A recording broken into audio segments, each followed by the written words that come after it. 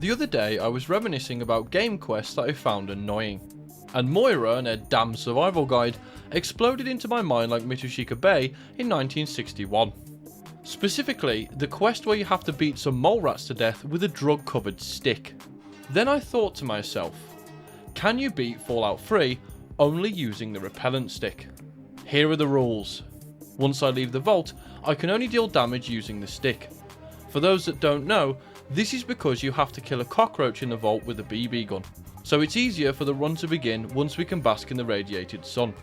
Let's get started.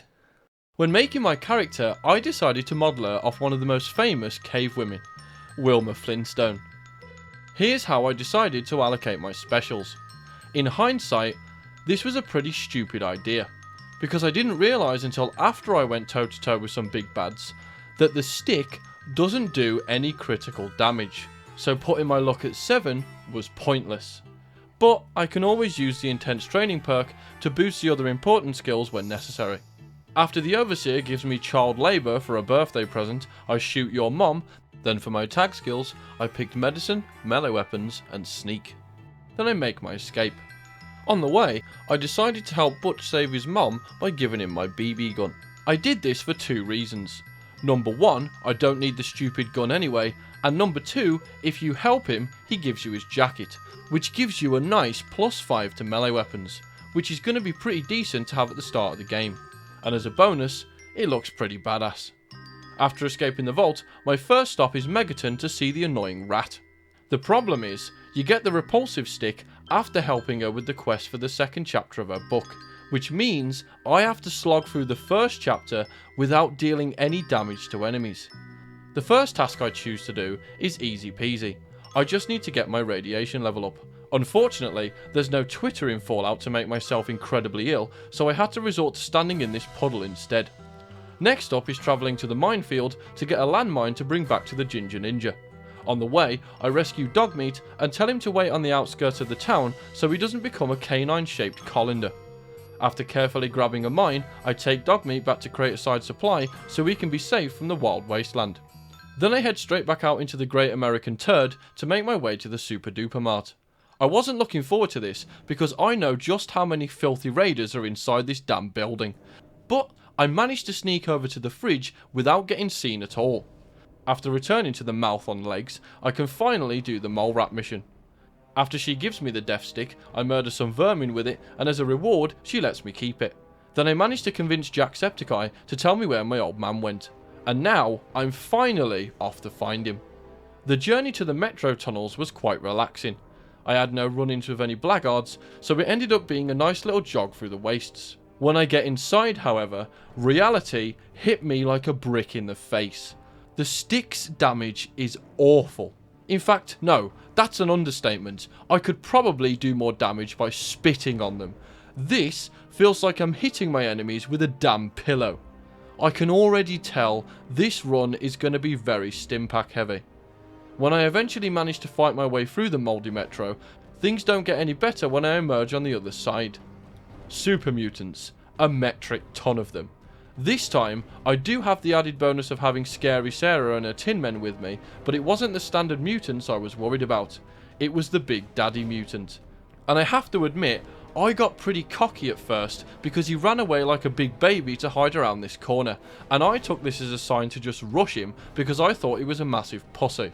But you've probably guessed by this point, this twat kicked my arse repeatedly.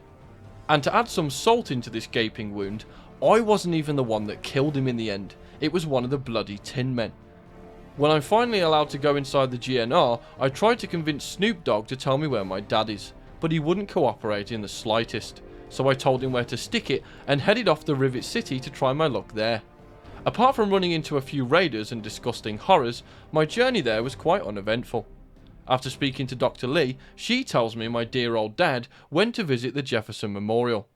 Before I go gallivanting over there though, I head back to Megaton to buy some stimpaks. Better safe than a corpse, am I right? I knew before I arrived at the memorial that dealing with the Jim Bro Shreks was going to be tough, but I think even I underestimated just how little damage I would do to them, and I didn't even expect much in the first place. As you can probably guess, it took me quite a while to get through these hulking morons, and I used all my stim packs before I even got to the rotunda, which wasn't really ideal as I had to bash a mutant brute's head in. But I did find a way to deal with him pretty effectively.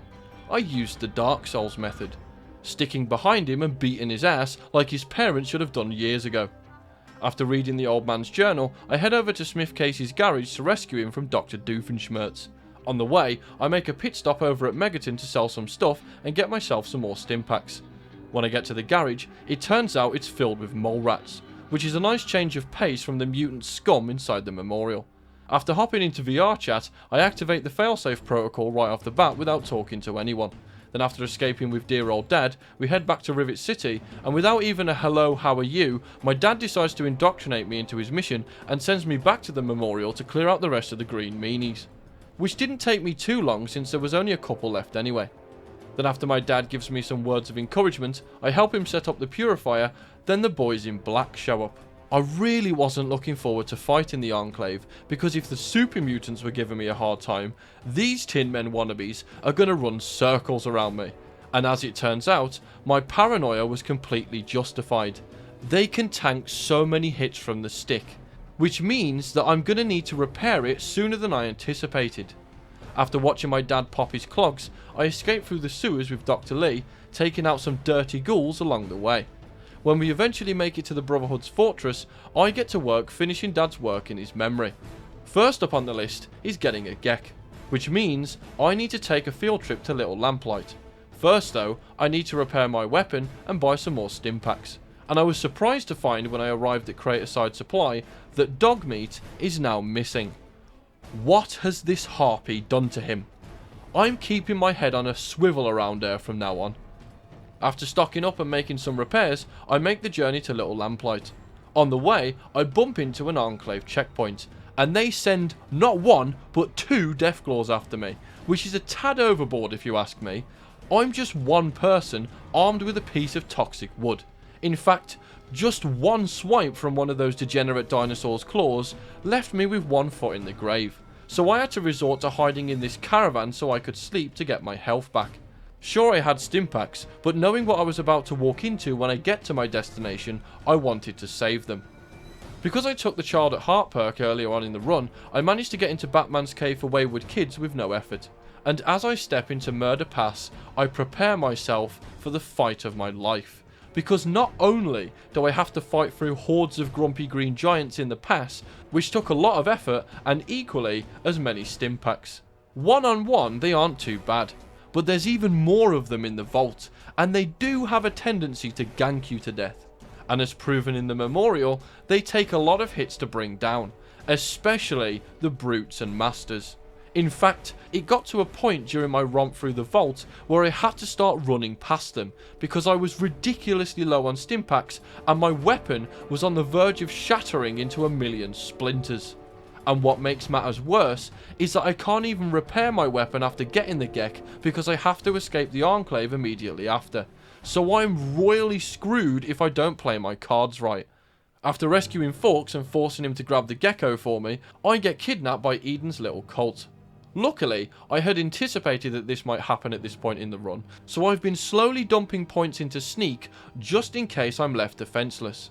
Unfortunately for me though, these Enclave soldiers have object permanence that Sherlock Holmes would call unnatural, so I had to run past them.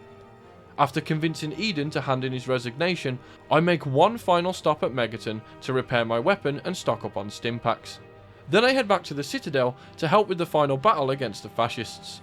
After following Optimus Prime and his trail of atomic destruction, me and Sarah take the fight to the stragglers, and when we get inside the Rotunda, I beat Autumn to a pulp, then his inept bodyguards, and after the dust has settled, I enter the purifier, punch in the code, and sacrifice myself to provide some tasty Buxton water to the rest of the wasteland.